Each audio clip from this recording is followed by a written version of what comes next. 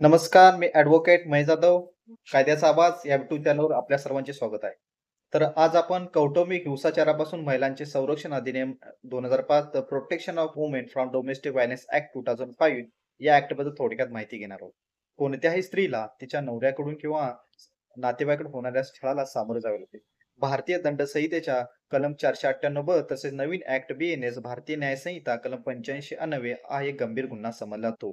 या अंतर्गत दोषीवरती दोष सिद्ध झाले तर 3 वर्षाचा सश्रम कारावास तसेच द्रव्य दंडाची शिक्षा म्हणजे दंडाची शिक्षा या ॲक्टमध्ये या कलमामध्ये देण्यात आलेली आहे. या ॲक्टमधील सेक्शन 3 मध्ये कौटुंबिक हिंसाचाराची व्याख्या देण्यात आली आहे.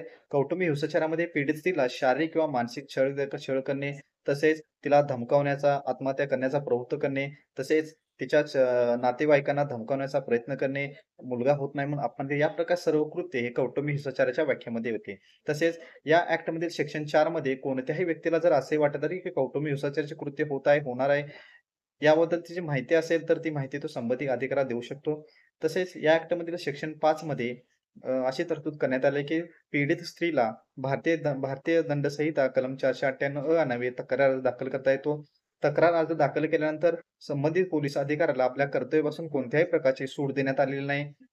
तक्रार अर्ज दाखल झाल्यानंतर संबंधित पोलीस अधिकाऱ्याला दखलपात्र गुन्ह्याची नोंद करून पुढील कारवाई करावी लागते. धन्यवाद.